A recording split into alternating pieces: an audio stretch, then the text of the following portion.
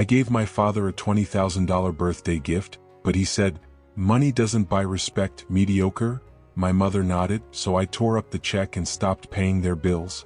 My name is Wilson and I'm 24 now, but this happened a while ago when I tried to give my dad, Omar, the biggest gift of my life for his birthday. Growing up, Dad was my hero. He worked in a factory, coming home exhausted, hands calloused, but always brought me something. A toy car, an old ball, cheap candy. It didn't matter. To me, he gave the world. He'd say, "You're my champ," ruffle my hair, and I felt like the happiest kid alive.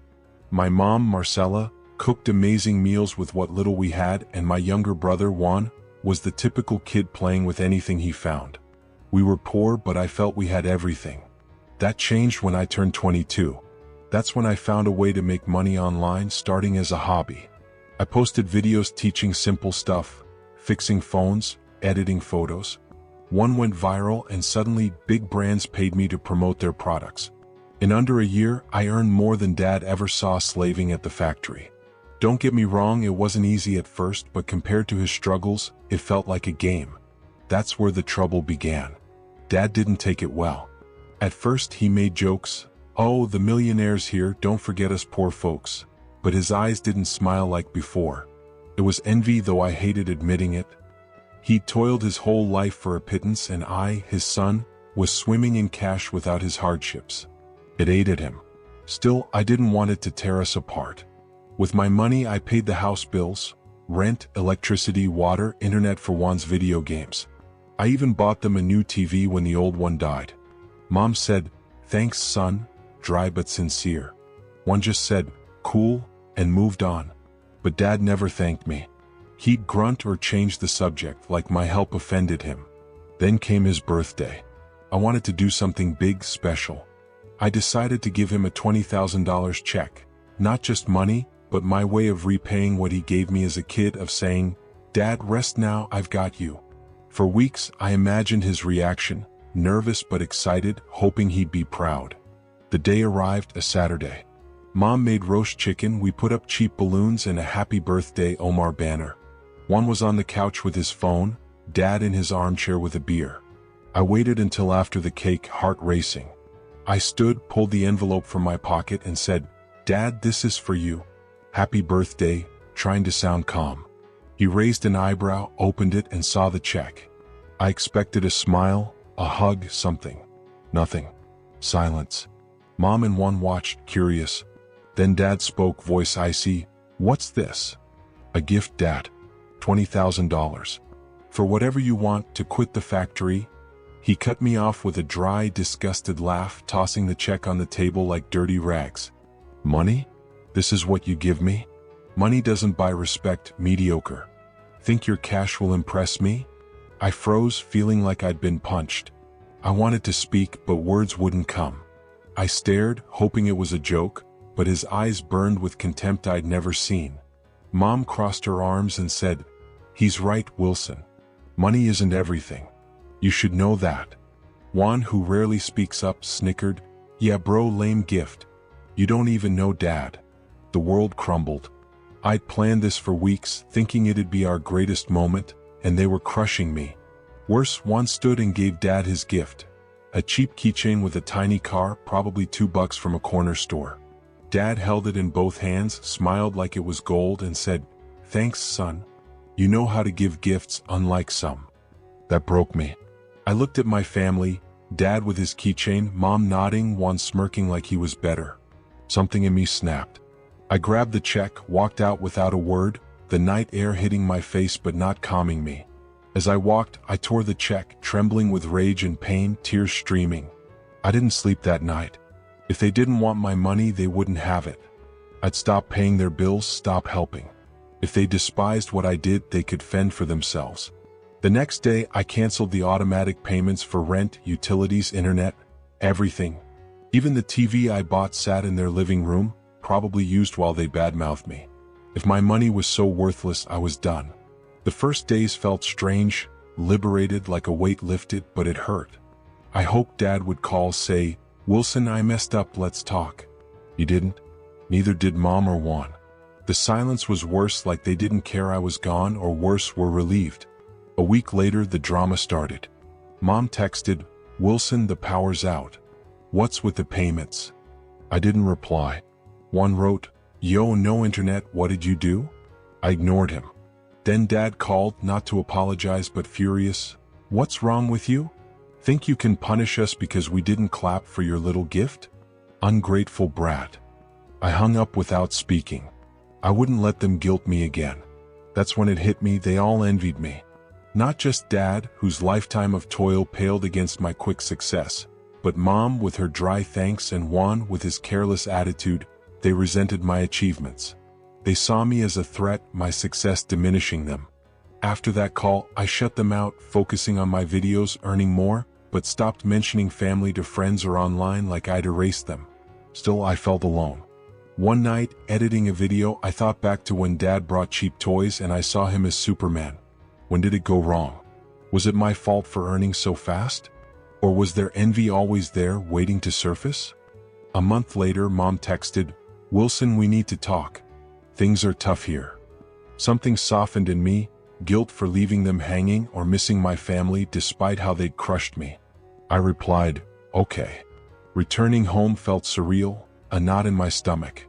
Mom opened the door, bags under her eyes, hair unkempt, like she hadn't slept. She let me in with a dry, "Come in." The dining room was the same but felt different.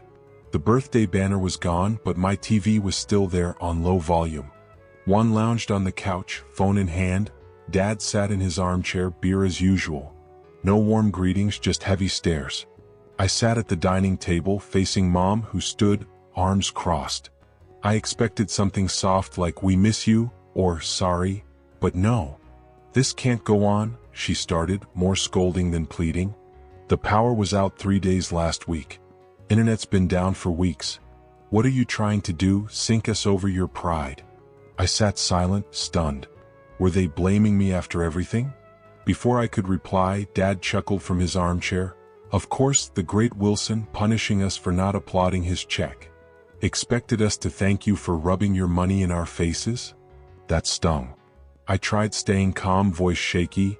"It wasn't about rubbing anything, Dad. I wanted to help, give you something good for once. Everything I did was to support you." Mom shook her head, disbelieving. "Support isn't throwing money then yanking it because you didn't like our reaction. That's selfish, Wilson." One looked up from his phone, smirking. "Plus, bro, if you're doing so well, why not keep paying? It's nothing to you, right? But nah, you'd rather see us screwed." I stared at them, Dad's beer and contempt, Mom's judgmental face, Juan's indifference. It was the birthday all over again, worse. They attacked, painting me as the villain for not being their ATM. Something snapped again. I stood, fists clenched. "If my money bothers you so much, you don't need it, right?" I said, locking eyes with Dad. "I'm tired of being treated like garbage for trying to help." Dad stood too, pointing at the door. "Then go. We don't need a show-off like you," he growled. "Always knew you'd think you're better than us." Mom looked down, silent. Juan snickered, back to his phone. I couldn't take it. I turned, slammed the door so hard the neighbors probably heard, and left. Tears burned my eyes, but I held them back. That night, I vowed not to let them trample me anymore. I tried helping, given all I could, and got only scorn. It was over. A week later, my phone rang. "Dad." Seeing Omar on the screen, I almost didn't answer but hit accept. His voice wasn't angry like before, it was broken. "Wilson, son," he started, startling me. He hadn't called me son in years. "Please listen. We need your help. We can't cover the bills. Power's about to go again, and water, I don't know how we'll pay. I swear I'm sorry for rejecting the check, for belittling you. I was an idiot, forgive me." I paused, hearing him beg, something I never imagined. Part of me wanted to believe, to rush and help like always.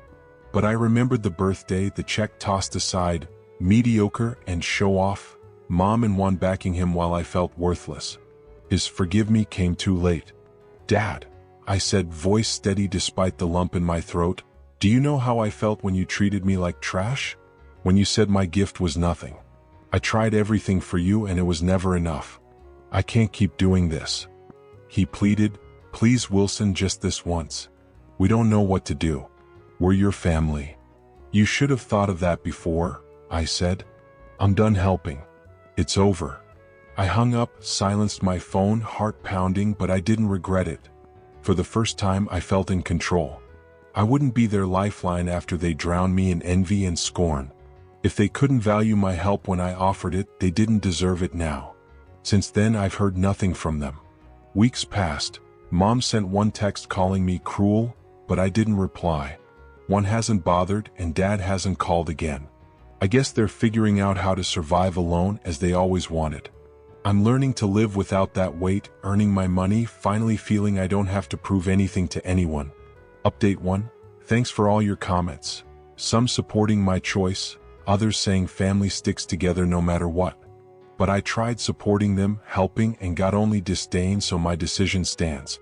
Many of you asked for an update on my family since I cut off support and contact. It's been 2 months since my last post, and yesterday I learned some things that leave me unsure how to feel. Here's what happened straight from a close cousin who filled me in. It's still wild. My dad, Omar, got fired from the factory where he worked his whole life. The company was downsizing, and with his age and exhaustion, he was among the first cut. He's left with nothing. No salary, no savings, no way to pay piling bills since I stopped helping. They couldn't keep up with rent on our old house and got evicted. My cousin said it was chaos. Neighbors watched as their stuff was dumped on the street, Mom crying, Dad yelling at everyone. Now, Dad's working as a night shift security guard at a parking lot, a grueling job paying peanuts. My cousin says he looks drained, barely scraping by, always griping about life's unfairness. It's a mediocre wage not covering half their needs. Mom Marcella is struggling too. She sold the TV I bought them, used while they trashed me, for a few bucks to a neighbor, likely for food or debts. My cousin says she's selling anything they have left, but there's little. They're in a cheap rented room now, barely furnished. Everything they built collapsed. My brother bailed. He moved in with a gaming buddy, leaving Mom and Dad to fend for themselves. My cousin says one acts like it's not his problem, fed up with everything. I can't imagine Dad took his favorite son, ditching him. Well, hearing this, I didn't know what to feel. Part of me felt bad, like I could have prevented this by helping. But then I remember their treatment, the scorn, making me feel worthless, and it fades. They chose this. Dad could have accepted my help, valued my effort, but picked pride. Mom and Juan backed him, and now they're facing the consequences. Meanwhile, I'm moving forward, just signed a big brand deal that'll pay more than last year. I'm saving for a better apartment, building something for me, not to please anyone else. Sometimes I glance at my phone, tempted to reach out, but their words stop me. That's it. My family and I are on separate paths. I don't know if they'll reach out again, but for now, I'm okay. What do you think? Was I right to stand firm, or should I have given in? Thanks for reading. It helps to write this out.